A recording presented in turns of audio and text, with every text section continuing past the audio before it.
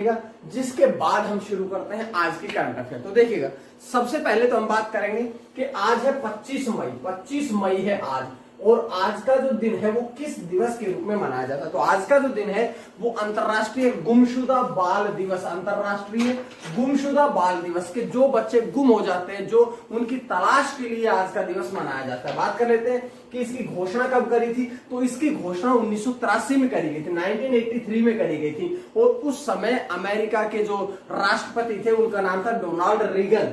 Donald Regan जो थे उनके द्वारा इसकी घोषणा 1983 में करी गई थी। उसके बाद में ध्यान रखिएगा कि अगर इसकी घोषणा 1983 में करी गई थी, लेकिन इसकी उस समय घोषणा अंतर्राष्ट्रीय गुमशुदा बाल दिवस के रूप में नहीं करी गई थी।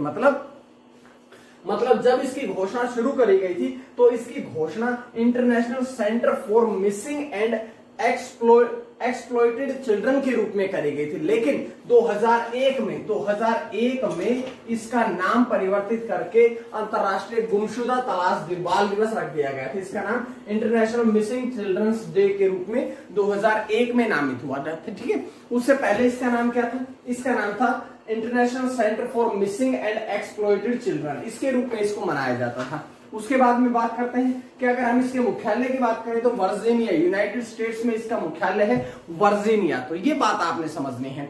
उसके बाद है एक और दिवस, आज एक नहीं बल्कि 2 दिवस है। दूसरा दिवस कौन सा है? विश्व थायराइड दिवस, वर्ल्ड थायराइड डे जो है वो भी आज ही के दिन मनाया जाता है। बात कर लेते हैं इसके बारे में कि इस दिवस को जो है 2008 में यूरोपीय और साथ साथ में यूरोपीय और अमेरिकी दोनों ने मिलकर के इसको शुरुआत करी थी। ठीक है, यूरोपीय थायराइड एसोसिएशन और अमेरिकी थायराइड एसोसिएशन दोनों ने मिलकर के 2008 में इस दिवस को मनाने की घोषणा करी थी।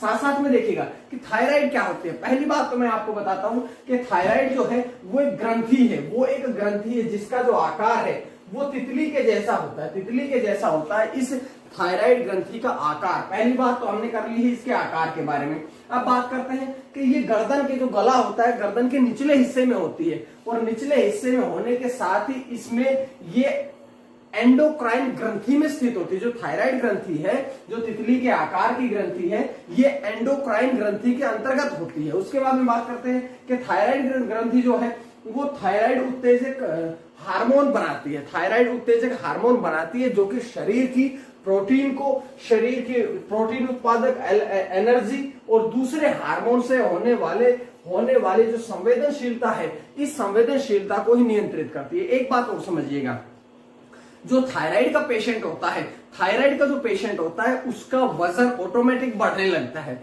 उस पेशेंट का वजन जो है वो ऑटोमेटिक बढ़ने लगता है। इसके लिए क्या करना है कि जो आप खाना खाते हैं, आप जो भोजन लेते हैं, उस भोजन में क्या करना है आपने कि सबसे पहले तो आयोडीन की मात्रा जो है वो पूरी रखनी है। दूसरी बात कि जो कच्चे सामान नहीं बल्कि कच्ची जो सब्जियां होती हैं उनको खाने पर नियंत्रण रखना है, कि ज्यादा उनका प्रयोग नहीं करना है। ये 2 बातें बताई जाती है आपको थायराइड में संबंधित। उसके बाद में बात करते, देखिएगा अब मैं बात करता हूं आपको टॉप करंट अफेयर की। अब यहां से मैं आपके सामने 2 प्रश्न रखूंगा जो बहुत इंपॉर्टेंट रहेंगे। यहां से बहुत सी जानकारियां मैं आज को आपको देने वाला हूं। पहली बात यह है कि एशिया के 2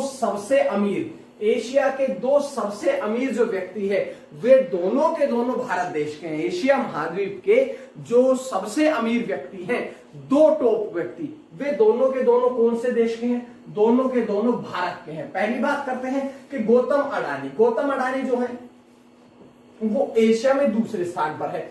गौतम अडानी जो है वे एशिया में दूसरे स्थान पर है। इससे पहले वे तीसरे स्थान पर थे, लेकिन उन्होंने चाइना देश के टाइकून झोंग शेनशेन को हराया है संपत्ति के मामले में, और वो आ गए हैं कौन से नंबर पर? दूसरे नंबर पर आ गए। अब देखिएगा, चीन के जो झोंग है वे फरवरी तक, ये इसी साल 2021 के फरवरी महीने तक वे दूसरे नंबर पर थे। लेकिन जो गौतम अडानी है, मैं इनके बारे में पहले एक दिन वीडियो में बता चुका हूं, लेकिन मैंने उस दिन थोड़ा सा बताया था।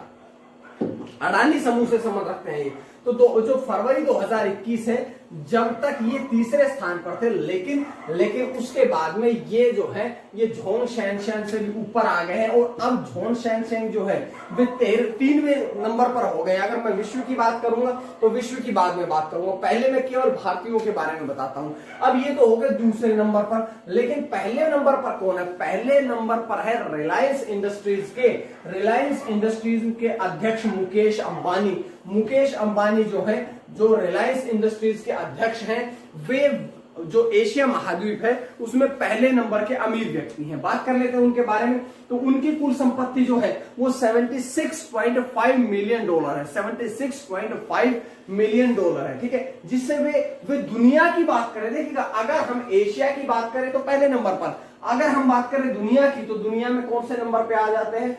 13वें नंबर पर। उसके बाद में देखिएगा, विश्व में 13वें नंबर पर है Mukesh Ambani.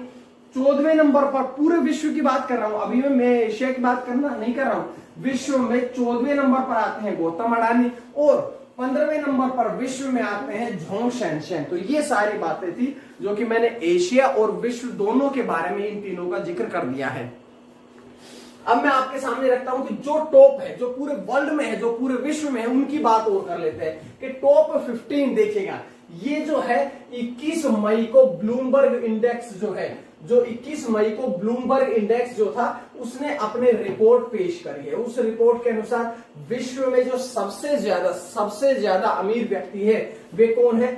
Jeff Bezos. Jeff Bezos एक $189 मिलियन उनकी संपत्ति है। कहां के हैं? यूएस के हैं। दूसरे नंबर पर एलोन मस्क, उनकी 163 है। कहां के हैं? यूएस के हैं। तीसरे नंबर पर बर्नार्ड अर्नोल्ड, वे कहां के हैं? फ्रांस के हैं, $162 बिलियन।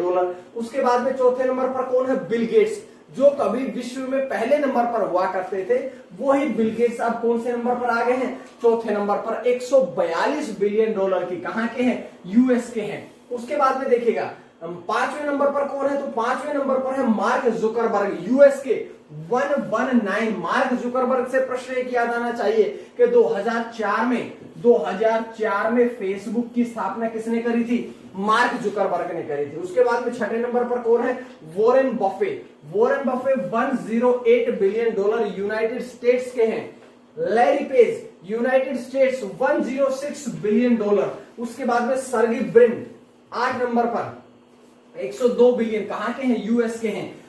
उसके बाद में लैरी एलिसन 91.2 बिलियन। कहां के हैं? यूएस के। मतलब ऐसा समझिएगा कि टॉप 10 में पूरी तरह से कहां के देशों का कब्जा है? केवल यूनाइटेड स्टेट्स का। केवल एक तीसरे नंबर को छोड़ दे तो सारे के सारे जो है 11 नंबर तक सारे के सारे यूनाइटेड स्टेट्स से संबंध रखते हैं। उसके बाद में बात कर लेते, देखिएगा ये तो सारी 12 तक तो हमने बात करी। अब 13वें नंबर पर जो एशिया के पहले नंबर पर थे, एशिया के जो पहले नंबर पर थे मुकेश अंबानी, वो विश्व में कौन से नंबर के हैं? 13वें नंबर के। जो एशिया में दूसरे नंबर के थे गौतम अडानी, वो विश्व में कौन से नंबर के हैं? 14वें नंबर के।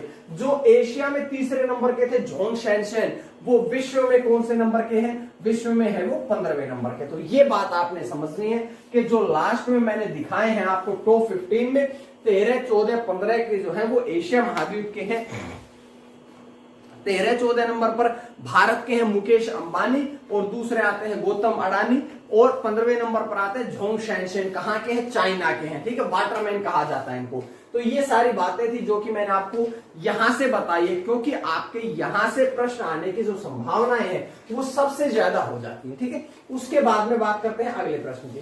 अब एक और छोटा प्रश्न है कि 2021 का टेम्पल्टन पुरस्कार, 2021 का टेम्पल्टन पुरस्कार जो है वो किसने जीता है? ये जीता है जेन गुडोल ने। जेन गुडोल ने ये पुरस्कार जीता है, जो मुख्य रूप से प्रकृतिवादी है, जो मुख्य रूप से फोटोग्राफर है, उन्होंने ये पुरस्कार जो है ये जीता है। अब बात करते हैं कि 1960 के दशक में उन्होंने तंजानिया में चिंपांजियों पर अपने अध्ययन के लिए अपनी वैश्विक प्रतिष्ठा बनाई थी। उन्हीं को ही अब चिंपांजियों पर उनके रखरखाव, उनकी प्रतिष्ठा के कारण ही उन्हें टेम्पल्टन पुरस्कार 2021 के लिए सम्मानित किया गया है। बात करते हैं इसके बारे में।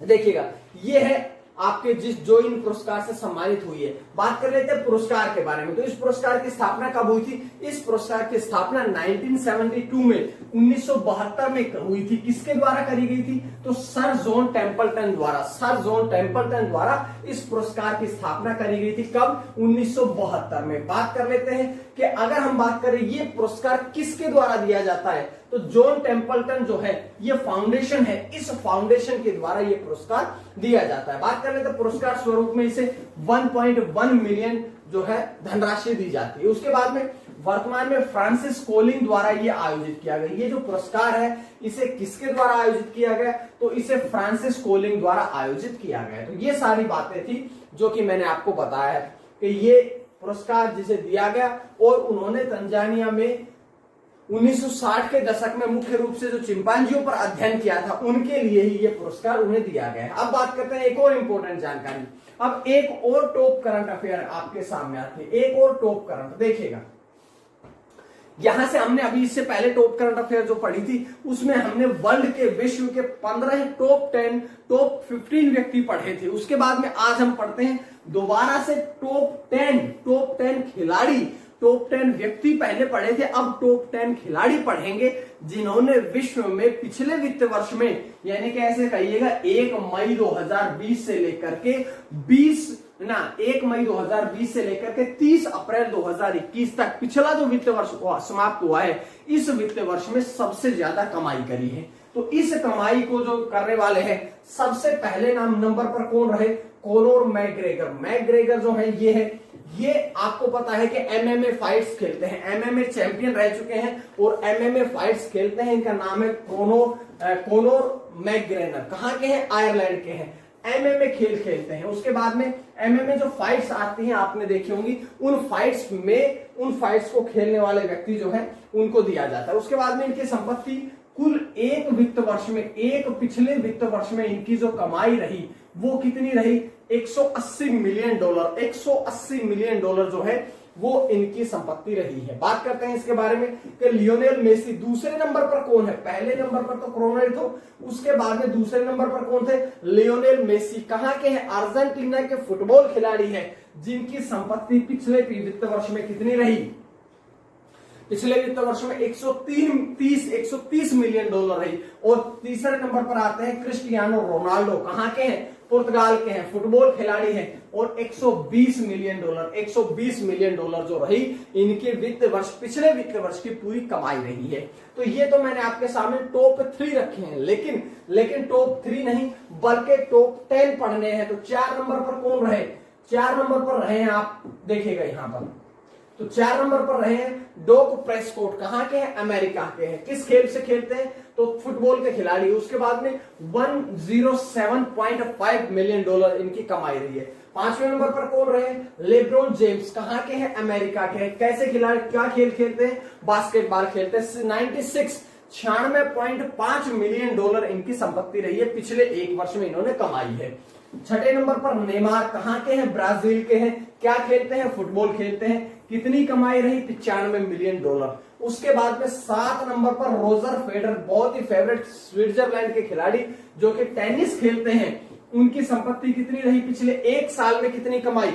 90 मिलियन डॉलर। उसके बाद में लुइस हैमिल्टन ग्रेट ब्रिटेन से संबंध रखते हैं, F1 फॉर्मूला 1 रेस खेलते हैं और 82 मिलियन डॉलर उनकी संपत्ति रही। यहां से एक बात और ध्यान रखिएगा, लुइस हैमिल्टन जो है वे मर्सिडीज ड्राइवर हैं, और ध्यान रखिएगा सबसे ज्यादा फॉर्मूला 1 रेस जीतने वाले खिलाड़ी भी कौन है? लुइस हैमिल्टन है। 9वें नंबर पर कौन रहे? टॉम ब्रेडी। कहां के हैं? अमेरिका के हैं। क्या खेलते हैं? फुटबॉल।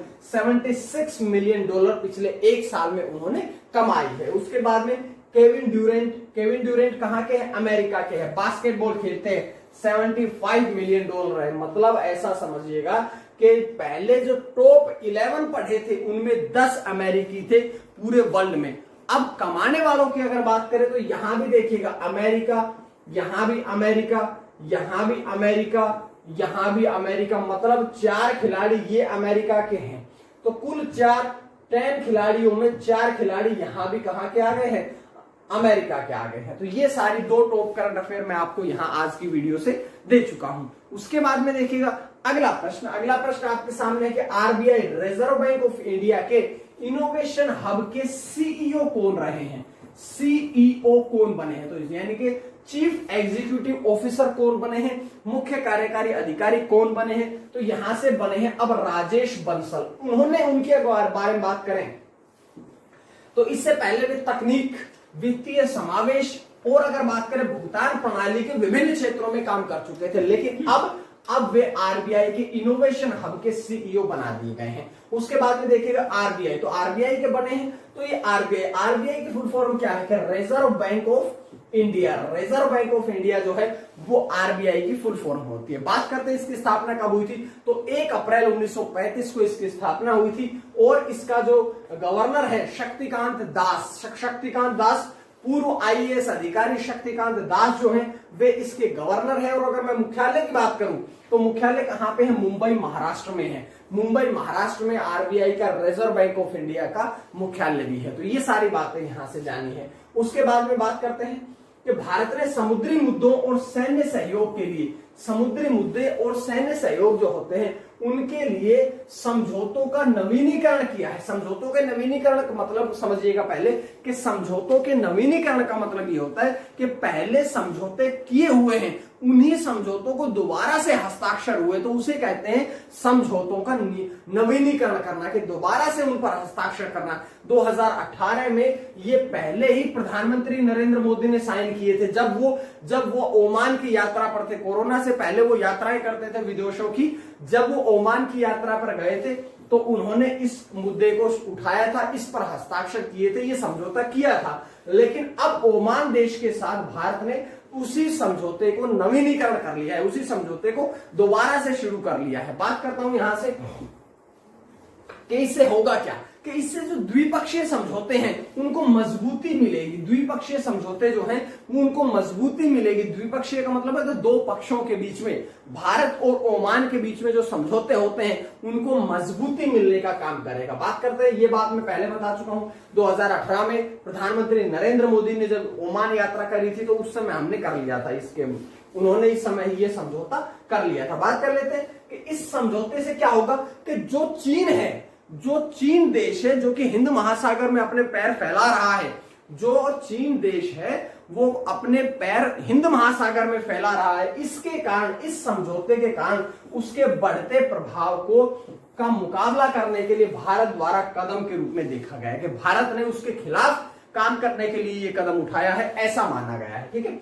उसके बाद में बात की ओमान देश है जिसके बारे में मैंने बताया था, सऊदी अरबिया है, इसके बाद में यूनाइटेड एमिरेट्स होता है, ये सारा ओमान के बारे में था। ठीक है, अब ओमान के बारे में बात करते हैं, थोड़ी सी जानकारी और तो देखिएगा। भारत और ओमान जो देश है इनके बीच में सैन्य अभ्यास होते हैं। भारत और ओमान के बीच में दो प्रमुख रूप से सैन्य अभ्यास होते हैं। कौन कौन से, तो सबसे पहला आता है अल नागा, जो कि भारत और रॉयल आर्मी ऑफ ओमान के बीच में होता है संयुक्त सैन्य अभ्यास। दूसरा कौन सा है कि नसीम अल बहर जो है वो भी भारतीय नौसेना और रॉयल आर्मी ऑफ ओमान के बीच में द्विपक्षीय समुद्री अभ्यास होता है। देखिएगा, द्विपक्षीय समुद्री अभ्यास और संयुक्त सैन्य अभ्यास का मतलब क्या है कि ये केवल और केवल नौसेनाओं के बीच में होता है, ये केवल नौसेनाओं के बीच में होता है। और आपसे कहा कि संयुक्त सैन्य अभ्यास का मतलब यह है कि इसमें देश की तीनों सेनाएं भाग लेती है। तो यहां केवल नेवी लेती है भाग, और इसमें हमारे देश की तीनों सेनाएं, संयुक्त सैन्य अभ्यास का मतलब ये होता है कि सभी सेनाएं मिलकर के उसका अभ्यास को पूर्ण करती हैं। उसके बाद में बात करते हैं, क्योंकि ओमान के साथ में हुआ है तो ओमान के सुल्तान कौन है, सुल्तान है हैथम बिन तारिक अल सईद। हैथम बिन तारिक अल सईद जो है वे ओमान के सुल्तान है। राजधानी कहां पे है, मस्कट में है, और मुद्रा कौन सी है, ओमानी रियाल जो है वो ओमान की वर्तमान में मुद्रा है। तो ये सारी बातें हमने ओमान के बारे में भी पढ़ ली है।